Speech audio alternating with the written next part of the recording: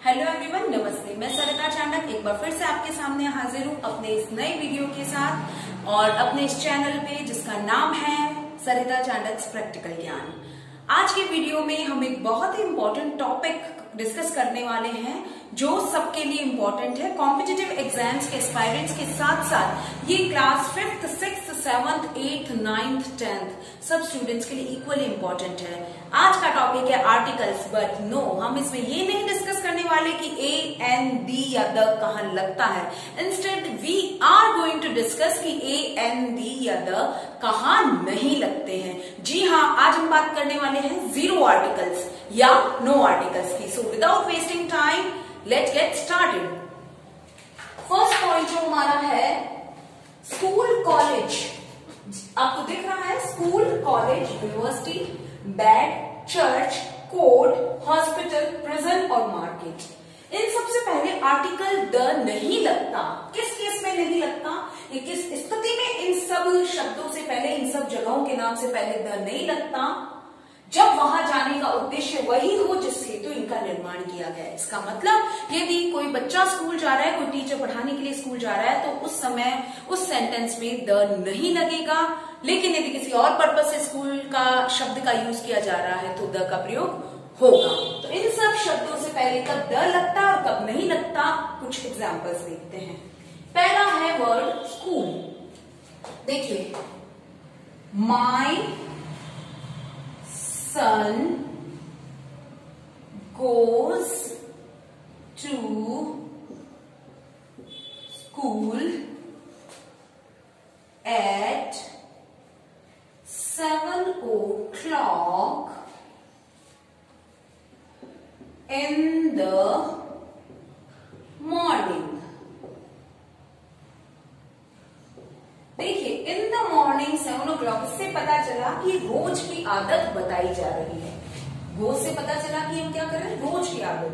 तो मेरा बेटा स्कूल रोज 7 बजे जाता है, इसका मतलब क्या कहने का है कि वो एक स्टूडेंट है, और जब स्टूडेंट स्कूल जाता है तो पढ़ने के पर्पज से जाता है, इसलिए हमने यहाँ द का प्रयोग नहीं किया। ठीक है, अब एक और एग्जाम्पल इसका देखते हैं जहां पे किसी और पर्पज से स्कूल शब्द का यूज करेंगे और वहां द लगाएंगे। I was waiting for you near the school। इसका मतलब मैं तुम्हारा वेट कर रही थी स्कूल के पास। तो यहां मैं स्कूल पढ़ने नहीं जा रही हूं, मैंने पढ़ने के पर्पज से इसको नहीं कहा है, वेट कर रही थी, इसलिए यहाँ पे हमने द का यूज किया। चलिए कुछ और एग्जांपल्स देखते हैं सो दैट और ज्यादा कंसेप्ट क्लियर हो जाए। Now we will take bed. I went to bed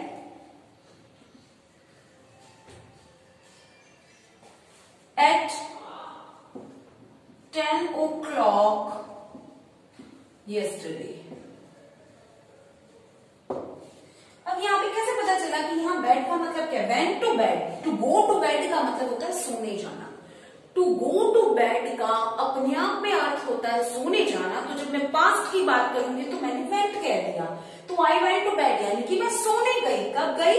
at 10 o'clock yesterday। कल मैं कितने बजे सोने गई? 10 बजे। तो यहाँ पे मैं बेड का क्या करूंगी, इससे पहले द नहीं लगाऊंगी। लेकिन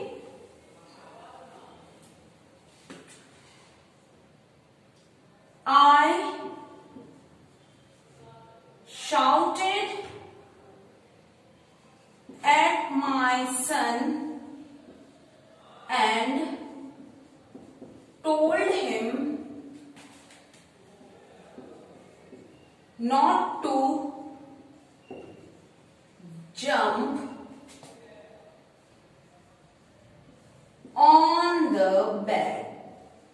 अब यहाँ पे बेड का पर्पस सोने वाले पलंग के पर्पस, उसमें सोने की पर्पस से नहीं हुआ है। मैंने बस एक चीज कही है कि बिस्तर पर मत कूदो, तो यहाँ पे मैंने क्या कहा, ऑन द बेड कहा। आई होप ये क्लियर हो गया होगा कि बेड का पर्पस जब स्लीपिंग सोने पर्पज से होता है तो द नहीं लगता, लेकिन यदि किसी और पर्पज से कहा जाए तो द लगता है। फॉर एग्जाम्पल, इसी का एक और एग्जाम्पल लेते हैं। I sat on the bed to have my dinner. I hope अब और क्लियर हो गया। I sat on the bed, यहाँ पे द क्यों लगाया? क्योंकि मेरा बताने का उद्देश्य क्या है, मैं बिस्तर पर बैठी खाना खाने के लिए, ठीक है, तो यहाँ पे द लगेगा। चलिए, ये पॉइंट क्लियर है। अब हम मार्केट का लेते हैं। मार्केट का मैं आपको ऐसे ही बता देती हूँ। I went to market to buy vegetables। तो यहाँ पे मार्केट से पहले द नहीं लगेगा, क्योंकि मार्केट बना ही इसीलिए है कि आप शॉपिंग कर सके, आप खरीदारी कर सके। लेकिन यदि मैं कहूं मैंने मार्केट के पास से बस पकड़ी या मैंने मार्केट से बस पकड़ी, तो I caught the bus from the market। I caught the bus from the market।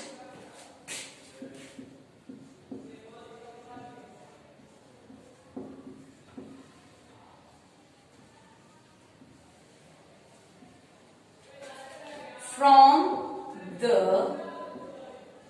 market। तो यहां आपने गौर किया कि मैंने मार्केट से बस पकड़ी। कोर्ट का भी एक एग्जांपल आपको बता देती हूँ। जैसे अगर कोई वकील कहे या कोई जज कहे कि I am going to court because I have a hearing. I M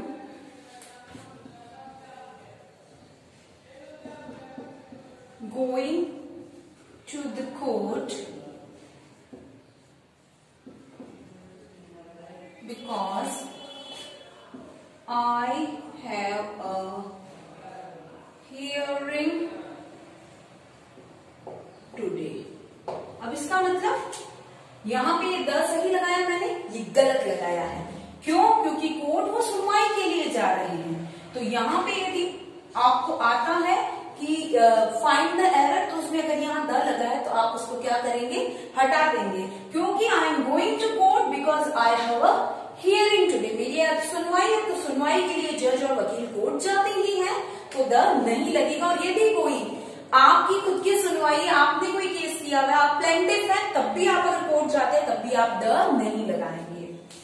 लेकिन और किस स्थिति में द लगेगा कोर्ट के पास? She has a shop near the court। अब यहाँ पे बिल्कुल सही है। क्यों? क्योंकि यहाँ बताने का उद्देश्य क्या है कि उसकी कोर्ट के पास एक दुकान है। ठीक है, तो अब आपको ये पॉइंट नंबर 1 क्लियर हो गया कि school, university, college, bed, church, court, hospital, prison, market, इन सब शब्दों का यूज सेंटेंस में जिस पर्पस से बने हैं उसी के लिए किया गया है, तो द नहीं लगेगा। लेकिन दूसरे सेंस में बात की जा रही है तो द लगेगा। Now move to the second point. Appoint, made, nominate, elect, declare के बाद यदि कोई नाउन आता है तो उससे पूर्व आर्टिकल का प्रयोग नहीं होता। यानी कि अपॉइंट के बाद या मेड के बाद, नॉमिनेट, इलेक्ट और डिक्लेयर के बाद नाउन आता है। जैसे we made him the monitor. Monitor एक नाउन है, क्लास में मॉनिटर होता है। हमने made, we made him the monitor, तो यहां पे द नहीं लगेगा। We made him the monitor नहीं लगेगा। ठीक है, लेकिन अब अगर हम इसको लें, he was appointed the head boy. अब हेड बॉय भी एक नाउन है, एक पद का नाम है, स्कूल में होता है। बड़ी स्कूल्स में जो 12th तक की स्कूल्स होते हैं उनमें जनरली हेड बॉय का एक पद होता है जो स्कूल में बच्चों को रिप्रेजेंट करता है। तो उसमें he was appointed the head boy, तो ये हेड बॉय के पहले द गलत है। ठीक है, एक और example, we elected him the president. अभी प्रेसिडेंट कुछ भी हो सकता है, लाइक हो सकता है सोसाइटी का प्रेसिडेंट हो या कुछ भी हो, तो we elected him the president, यहाँ पे द का यूज गलत है. We elected him president only. We elected him president. We appointed him the secretary, गलत है. We appointed him secretary. तो कहने का मतलब ये है अपॉइंट, मेड, नॉमिनेट, इलेक्ट और डिक्लेयर के बाद यदि कोई नाउन आता है तो उससे पहले द नहीं लगेगा. नाउ नेक्स्ट, खाने के नाम के बाद खाने. आप मुझे एक चीज बताइए, दिन में कितने मील्स होते हैं टोटल? 6 मील्स. थोड़ी सी जीके की बात कर लेते हैं. 6 मील्स होते हैं. सबसे पहले breakfast, then brunch, then lunch, then refreshment और हाई टी जिसको कहें, और उसके बाद में dinner and supper. Supper is the last meal of the day. इन 6 का जब भी शब्दों का प्रयोग, इन 6 शब्दों का breakfast, brunch, lunch, high tea, dinner, supper, तो उससे पहले द नहीं लगेगा. द नहीं लगेगा. लेकिन यदि इन सब शब्दों का यूज किसी स्पेसिफिक सेंस में है, किसी विशेष अर्थ में है, अथवा इनके पहले कोई एडजेक्टिव लगा है तो द लगेगा. Let's see. लंच, खाने के नाम के साथ कोई एडजेक्टिव लगा हो. She served us a nice breakfast. She served us a nice breakfast. तो यहां पे ए लग गया और यहां पे द भी लग सकता है. She served us the nice breakfast. Second एक और है जिसमें अगर मैं कहूं सपर, the supper was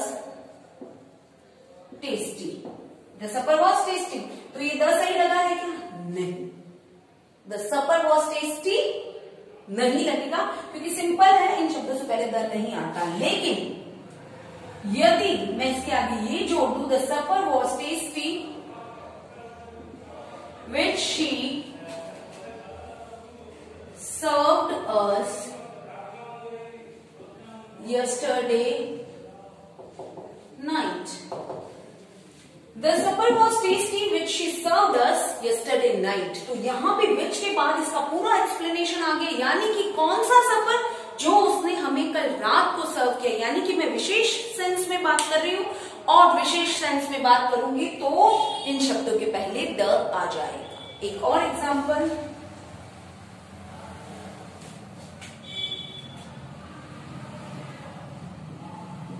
The dinner is ready. सही है? बिल्कुल नहीं. क्यों? क्योंकि मैं किसी विशेष सेंस में बात नहीं कर रही हूं. डिनर है, रेडी है, तो क्या हो गया? ठीक है, मजाक कर रही हूं. लेकिन यदि मैं कहूं the dinner hosted by the queen